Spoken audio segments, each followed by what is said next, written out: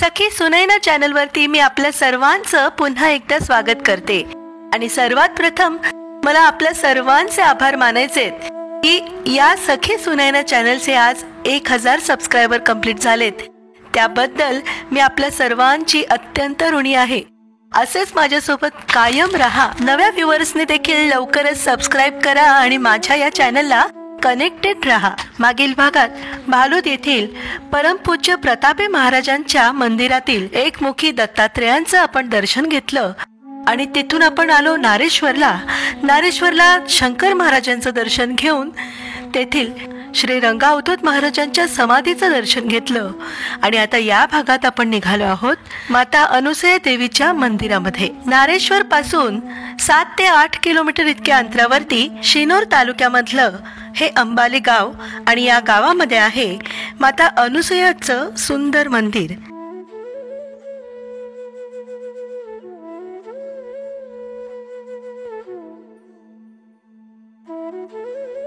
याच परिसरापासून काही अंतरावरती ऋषी अत्री मुनी तपस्येमध्ये लीन होते आणि त्यांची पत्नी माता अनुसूया याच स्थानावरती पतिधर्माचे पालन करत इथे निवास करीत होती। त्याच स्थानावरती आज हे मंदिर उभा आहे। तेजस्वी, सुंदर आणि पतिव्रता अशी ही मंगल अनुसूया माता यांची परीक्षा घेण्याचं या त्रिदेवांच्या मनामध्ये आलं। त्यावेळेत ब्रह्मा, विष्णू, महेश या त्रिलोकांच्या देवांनी येथे येऊन या अनुसूया मातेची परीक्षा घेतली। तेच हे दिव्य स्थान। या स्थानावरती साधू वेशात आलेल्या ब्रह्मा, विष्णू, महेश यांना माता अनुसूयाच्या दिव्यत्वाची प्रचिती कशी आली हे आता आपण या गुरुजींकडून जाणून घेऊया। आप जिस जगह पे आए हो ये महासती अनुसूया मैया का मंदिर है। आप देख सकते हो जो बीच में विराजमान है वो महासती अनुसूया मैया है। मैया जी के लेफ्ट हैंड साइड पे ब्रह्मा जी है, राइट हैंड साइड पे विष्णु जी है, ऊपर महेश जी है, शंकर भगवान। बीच में जो विराजमान है महासती अनुसूया मैया, जिनका नाम सुन के आप लोग इस स्थान पे आए हो। आप जो मैया के दर्शन कर रहे हो, अपने आप उदुम्बर के वृक्ष के नीचे मैया जिस स्वरूप में प्रकट हुए थे हाल में उसी स्वरूप में विराजमान है। किसी कारीगर द्वारा, मूर्तिकार द्वारा मूर्ति बनाई गई है नहीं, या ब्राह्मण द्वारा प्राण प्रतिष्ठा की गई है नहीं। आप लोगों ने सुना होगा कि महासती अनुसूया मैया ने दुनिया के 3 देव ब्रह्मा, विष्णु, महेश जी को छोटे छोटे बालक बना दिए थे, वो यह स्थान है। किंतु अनुसूया मैया ने 3 देवों को बालक क्यों बनाया? तब मैया का जो मैया है देवहूति मैया, मैया के पिता का नाम है कदमदेव ऋषि, मैया के भाई का नाम है कपिल ऋषि। गुजरात में पाटन के पास सिद्धपुर है, वहाँ पे बिंदु सरोवर है। बिंदु सरोवर के किनारे पे कपिल आश्रम आया हुआ है, वो मैया का मायका है। तो अनुसूया मैया के जो मैया थे देवहूति मैया, उन्होंने अपने जीवन में संकल्प लिया था, प्रण लिया था कि मैं देव प्रजा उत्पन्न करूंगी। किंतु उनसे उनके जीवन काल दरमियान ये संकल्प पूर्ण नहीं होता है, उनका वृद्धावस्था आ जाती है। अब वृद्धावस्था आ जाती है तो शरीर साथ नहीं देता है, उस समय जप तप कर नहीं सकते हैं। इसलिए देवहूति मैया अपने जो 9 दीकरियाँ होती है उनको बुलाते हैं, पूछते हैं कि मेरा ऐसा संकल्प है देव प्रजा उत्पन्न करने का, मेरे लिए ये संकल्प कौन पूर्ण करेगा? तो उसमें सबसे छोटे अनुसूया मैया तैयार होते हैं कि माता आपका जो संकल्प है वो हम पूर्ण करेंगे। उसके बाद अनुसूया मैया की शादी होती है अत्रि ऋषि से चित्रकूट में। हम जो सप्त ऋषि जो बोलते हैं उसमें से एक ऋषि है अत्रि ऋषि। अब शादी होती है, संकल्प कठोर होता है क्योंकि देव प्रजा उत्पन्न करना कोई सीधी या सहेली बात तो है नहीं। इसलिए अनुसूया मैया 2 नियम लेते हैं। पहला है एक पतिव्रता धर्म का पालन करना है और सतीत्व संभालना है। दूसरा नियम जो है वो अतिथि सत्कार का है, यानी कि हमारे द्वार पे, हमारे आश्रम पे जो कोई भी मेहमान आते हैं वो रुकते हैं, उतना समय उनकी सेवा करनी है। बाकी का जो समय मिलता है उसमें होम हवन जप तप वगैरह करना है। अब चित्रकूट में सालों साल तक तपस्या चलती है। आप लोगों ने शायद रामायण पढ़ा होगा, सुना होगा, तो आपको पता होगा रामचंद्र भगवान जी और सीता मैया जी सब वनवास में थे, तब अत्रि ऋषि और अनुसूया मैया के आश्रम पे जाते हैं और अनुसूया मैया जो है वो सीता मैया को अमर वस्त्र और उपदेश देते हैं, वो भी चित्रकूट में। चित्रकूट में सालों साल तक तपस्या चलती है किंतु उसका कोई फल नहीं मिलता है।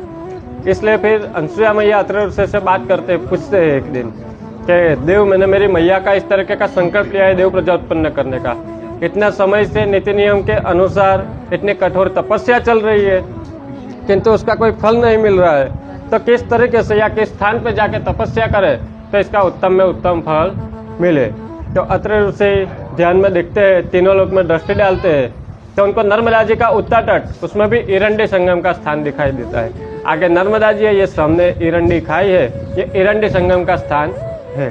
पुराणों में ऐसा उल्लेख है, ब्रह्म हत्या गौ हत्या के पाप का निवारण भी इस स्थान पे होता है। इसलिए फिर अनसुया मैया अत्रि ऋषि इस स्थान पे आते हैं, अनसुया मैया तपस्या करते हैं। तपस्या किस प्रकार से करते हैं? अगर गर्मी की सीजन चल रही है, गर्मी चल रही है, तो पंचाग्नि तप करते हैं, यानी कि 5 तरफ अग्नि प्रज्वलित करके बीच में बैठ के तपस्या करते हैं। यदि बारिश चल रही है, बारिश का सीजन चल रहा है, तो खुले मैदान में बैठते हैं, किसी पेड़ के नीचे या कहीं और पे बैठते नहीं है। अगर ठंडी चल रही है तो स्नान करके ऐसे गीले वस्त्र जो होते हैं वो गीले वस्त्र पहन के ही तपस्या में बैठ जाते हैं। अब सालों साल तक ऐसी तपस्या चलती है और तपस्या का प्रभाव, तपस्या का बल इतना बढ़ जाता है कि तीनों लोक में उसका असर होने लगता है। स्वर्ग लोक में इंद्र जी का इंद्रासन तक डुलने लगता है, तो इंद्र जी को परिताप होता है, चिंता होती है कि मेरा आसन गिरा लेने के लिए कौन तपस्या कर रहा है। तो उस समय तो माहिती संचार के कोई सामान संपन्न थे नहीं, तो माहिती संचार का जो काम है वो नारद ऋषि करते थे। इसलिए इंद्रदेव नारद ऋषि को बुलाते हैं और पूछते हैं कि मेरा आसन गिरा लेने के लिए कौन तपस्या कर रहे हैं, आप पता करो। तो नारद ऋषि बताते हैं कि आपके आसन के लिए कोई तपस्या नहीं कर रहा है, आप निश्चिंत रहो। किंतु मृत्युलोक में अनसुया नाम के जो साध्वी तपस्या कर रहे हैं, उनका हेतु देव प्रजा उत्पन्न करने का हेतु है, आपके आसन के लिए कोई तपस्या कर रहा नहीं है। अब नारद ऋषि को पता चलता है कि तपस्या खूब बढ़ चुकी है, इसका फल मिलना निश्चित हो चुका है। इसलिए अब वो रास्ता निकालने के लिए क्या करते हैं, नारद ऋषि घूमते घूमते स्वर्ग में जाते हैं, स्वर्ग के 3 सती के पास, श्री सावित्री जी और पार्वती जी के पास, और जाके कहते हैं कि आप क्या सती हो, आपसे महान सती तो मृत्युलोक में अनसुया जी है। तो 3 सती को अभिमान होता है, अहंकार होता है। क्यों होता है? क्योंकि हम स्वर्ग के सती है और ये बात है मृत्युलोक की। तो वे कहते हैं कि ये मृत्युलोक में हमसे महान सती ऐसा कौन हो गया? तो 3 सतिया, 3 देवियां, श्री सावित्री जी और पार्वती जी अपने अपने देव के पास जाते हैं, ब्रह्मा विष्णु महेश जी के पास, और जाके कहते हैं कि आप मृत्युलोक में जाओ और ये अनसुया नाम के जो कोई सती साध्वी तपस्या करे उनका तप भंग करके आओ, परीक्षा लेके आओ। तो 3 देव कहते हैं कि वो उनका कर्म कर रहे हैं, कर्म के आगे हम भी बंधे हुए हैं। 3 देव ऐसा कहते हैं कि भले ही पूरा संसार हमें अधीन है, किंतु हम कर्म के अधीन है। जिस हिसाब से जो इंसान, जो मनुष्य, जो जानवर जो भी कर्म करेगा उसके समय पे हमें उसको फल देना निश्चित ही है। किंतु हम सब जानते हैं 4 हट जो है, स्त्री हट, बाल हट, राज हट और जोगी हट, इसके आगे किसी का कुछ भी चलता नहीं है। इसलिए उस समय स्त्री हट के आगे 3 देवों का भी कुछ नहीं चला। तो 3 देव एक समान साधु का स्वरूप धारण करके इस स्थान पे आते हैं और मैया से कहते हैं बहुत भिक्षान दे। तो मैया कहते हैं भोजन तैयार है, स्नान करके विराजिए। अब विराजते हैं, भोजन परोसते हैं। फिर उसके बाद 3 देव जो साधु स्वरूप में है वो शर्त रखते हैं कि आपने जो हमें भोजन परोसा है, जो भिक्षा परोसी है, वो हम ग्रहण करेंगे, लेंगे, किंतु यदि हमें ज्यादा भिक्षा की आवश्यकता होगी तो आपको अग्नि ही भिक्षा हमें देनी होगी, मतलब कि जो खाना अग्नि पे नहीं पका हो, मतलब हम समझते हैं। तो मैया दुविधा में आते हैं, अगर भोजन परोसते हैं ऐसे तो उनका सतीत्व खंडन होता है और भोजन नहीं परोसते हैं तो अतिथि सत्कार के धर्म का खंडन होता है। अब क्या करें? तो अत्रि ऋषि कुटिया में ध्यान में बैठे हुए होते हैं। अनसुया मैया प्रार्थना करके उन्हें उठाते हैं और बोलते हैं कि देव, अपने द्वार पे 3 साधु आए, इस तरीके से अयोग्य नियोग्य मांगनी कर रहे हैं, क्या करें? तो तुरंत सबसे पहले तो अत्रि ऋषि बोलते हैं कि कभी भी कोई साधु हो संत तो कोई अयोग्य नियोग्य मांगनी नहीं कर सकते हैं। फिर अत्रि ऋषि सोचते हैं, देखते हैं, ध्यान में तीनों लोक में दृष्टि डालते हैं, अपने अपने देव अपने अपने स्थान पे दिखाई देते नहीं है, ब्रह्मा जी, विष्णु जी और महेश जी। तो अत्रि ऋषि अनसुया मैया से कहते हैं कि आपका जो संकल्प है, आपका जो प्रण है वो पूर्ण होने का समय बहुत करीब है। मुझे ऐसा लग रहा है 3 देव आपकी परीक्षा ले रहे हैं, अब आगे आपको जो ठीक लगे वो कीजिए। तो अनसुया मैया अंजलि में से जल लेते हैं, कहते हैं मन वचन कर्म से एक ही पति माने हो, अतिथि सेवा की हो। ये 3 साधु जो कोई भी हो, जैसा समान स्वरूप के है ऐसा समान स्वरूप के बालक हो जाए, जल छिड़कते समान स्वरूप के बालक हो जाते हैं। अब बालक है, बालक को तो मैया भोजन कराते हैं, पर दुविधा क्या होती है कि 3 देव जो है तपस्या के कर्म के अधीन बालक तो बन गए, किंतु इस बात को 6 मास बीत जाते हैं, हमें अभी सब चलता है। किंतु पहले सती धर्म का नियम ऐसा है कि अपने देव को, अपने पति देव को भोजन ना कराए तब तक वो भोजन नहीं पा सकते। स्वर्गलोक में श्री सावित्री जी, पार्वती जी को 6 मास के उपवास होते हैं पूरा संसार अस्त व्यस्त हो जाता है, क्योंकि 3 देव यहाँ पे थे। तो श्री सावित्री जी, पार्वती जी, स्वर्ग के 3 देवी माता जो है वो नारद ऋषि के पास जाते हैं, कहते हैं हमारा देव कहाँ है, कब वापस आएंगे, आप पता करिए। तो नारद ऋषि कहते हैं कि देवी हमने तो आपको पहले ही समझाया था कि मृत्युलोक में अनसुया नाम के जो साध्वी आपसे भी महान सती है, किंतु आप नहीं माने और आप ही ने जबरदस्ती उनको भेजा था। तो कर्म का फल तो तीनों देव देते ही है, वो तो आपको भी पता है। तो कर्म के फल स्वरूप 3 देव जो है अनसुया मैया के आश्रम में बालक बन के झूल रहे, आप जाके भिक्षा में मांग के लेके आओ, तभी वो आप वापस आएंगे। तो 3 देवियाँ श्री सावित्री जी, पार्वती जी उसके बाद इस स्थान पे आते हैं, मैया से कहते हैं बहुत भिक्षा नहीं। मैया कहते हैं देवी विराजिए, भोजन तैयार है। तो देविया कहते हैं ऐसे नहीं, हम स्वर्ग के सती, आप जानते हो हमें। तो मैया कहते हैं हाँ, आप तो स्वर्ग के सती जी है। तो वो बोलते हैं हम स्वर्ग के सती, हमारा देव 6 मास पहले यहाँ पे आए थे, 6 मास पूर्व। उसके बाद हमारा देव यहाँ से वापस नहीं आए, उनके बिना हम भिक्षा नहीं ग्रहण कर सकते हैं।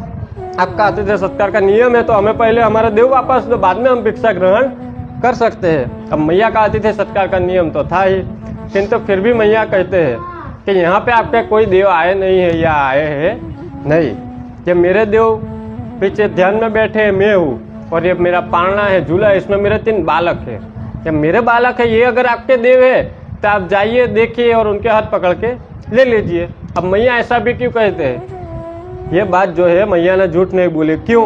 क्योंकि मैं आपको याद दिला दूं कि देव जब आए थे वो साधु स्वरूप में आए थे। यहाँ पे 3 देव तो स्वरूप में तो आए ही नहीं थे। अब श्री सावित्री जी, पार्वती जी पारने में झूले में नजर डालते हैं, वो स्वर्ग के 3 सती। अब समझने वाली बात ये है कि मैया के अनसुया मैया की परीक्षा करने के लिए आए थे, किंतु परीक्षा उनकी हो जाती है, वो पारने में नजर डालते हैं, अपने अपने देव को पहचान सकते नहीं है। वो भी स्वर्ग के सती है, स्वर्ग के देवी। अगर ऑल्टरनेट हाथ पकड़ लेते हो तो उनका सतीत्व खंडन हो जाता है। इसलिए फिर 3 देवियाँ अनसुया मैया की माफी मांगते हैं, आजीजी करते हैं और मैया को विरुद्ध देते हैं कि हम तो सिर्फ स्वर्ग के सती और स्वर्ग के सती के रूप में जाने जाएंगे, किंतु आज से आप एकमात्र महासती के रूप में जाने जाओगे। ये महासती की जो उपमा, महासती का जो विरुद्ध है, वो इस स्थान पर श्री सावित्री जी और पार्वती जी, स्वर्ग के जो 3 देवी है, उन्होंने अनसुया मैया को दिया हुआ है। फिर मैया तीनों देवताओं को मूल स्वरूप में लाते हैं, तीनों देवी देवता भोजन पाते हैं। और यहाँ से जाने से पहले 3 देवता कहते हैं आपने तपस्या की, हमें बालक बनाया, 6 महीने हमारी सेवा की, तो आप हमसे कुछ वरदान मांगिए। तो अनसुया मैया कहते हैं कि बालक बनाया तो मैं तो माँ हुई, माँ बालक के पास कुछ मांगते नहीं है। फिर भी 3 देव कहते हैं आपकी तपस्या सफल हुई है, हम आपके कुख से जन्म तो लेंगे ही देव स्वरूप, किंतु फिर भी अगर आपको और कुछ भी वरदान चाहिए तो आप वरदान मांगिए।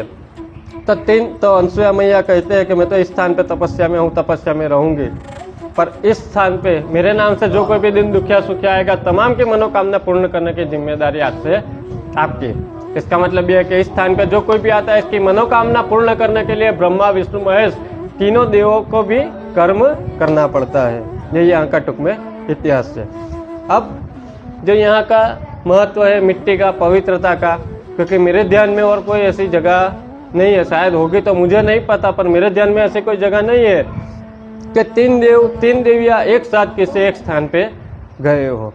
इसलिए यहाँ पे ये सामने जो हिरण दिखाई है, इसकी मिट्टी का खास महत्व है कि कोई भी चर्म रोग हुआ हो, स्किन डिसीज, कोट, करोड़िया, कुष्ठ रोग, चर्म रोग, कोई भी जो हम अपनी आँख से अपने शरीर पे देख सकते हैं, वो सब कुछ यहाँ की मिट्टी लगाने से मिट जाता है। किंतु कुछ हुआ हो तो ही यहाँ की मिट्टी ले जाने की, मिट्टी ले जाते हैं हम यदि घर पे, तो उसकी मान मर्यादा, पवित्रता, उसके जो नीति नियम है उसके अनुसार हमें घर में रहना पड़ता है, नीति नियम के अनुसार उसका उपयोग करना रहता है। सही मिट्टी ले जाने का कोई अर्थ रहता नहीं है। यह यहाँ का टुक में इतिहास है। और दत्त भगवान का जो जन्म हुआ, उनका जन्म स्थान जो है वो माहुड़गढ़ में है। यह मैया की तपोभूमि है। तपश्चर्या के बल से 3 देवों को जो बालक बना दिए वो यह स्थान है। हाँ, और 3 देवों मतलब देव प्रजा जो हुई, जन्म हुआ जो देव का, दत्त भगवान का, वो माहुड़गढ़ में हुआ, महाराष्ट्र में। यह तपोभूमि है। तप के बल से जो 3 देवों को बालक बना दिए थे वो यह स्थान है। बोलिए श्री महासती अनसुया मात की। या गुरुजींनी संपूर्ण माहिती छान दिलेली आहे। तुम्ही पूर्ण माहिती नीट ऐका। आणि इथे दत्तात्रय महाराजांसाठी पाळणा ठेवलेला आहे। आपण पाळणा झुलवून आपल्या मनातली इच्छा इथे व्यक्त करायची आणि आपल्या मनोकामना साक्षात दत्त महाराज बाळ रूपातून आपल्या मनोकामना पूर्ण करतात। इथे देखील मनातली इच्छा व्यक्त करून मोली बांधली जाते।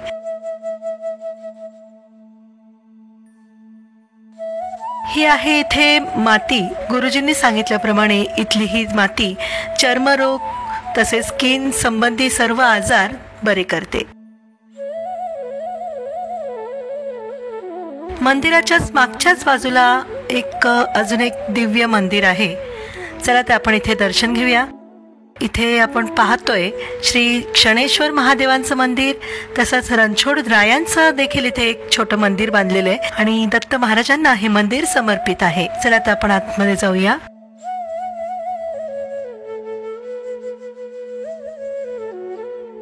गुजरातमध्ये आल्यावरती तुम्ही पूर्ण 1 दिवसीय टूर अशी अरेंज करून या स्थानावरती येऊ शकता.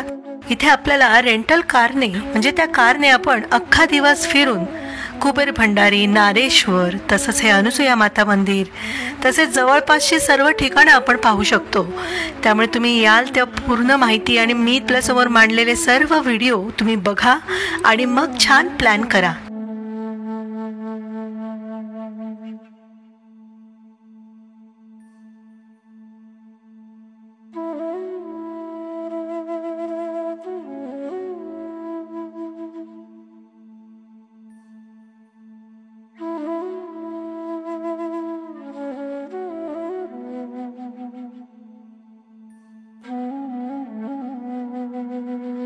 इथे देवी देवता त्याचबरोबर श्री दत्त महाराजांची छान अशी सुबक मूर्ती आपल्याला दिसते.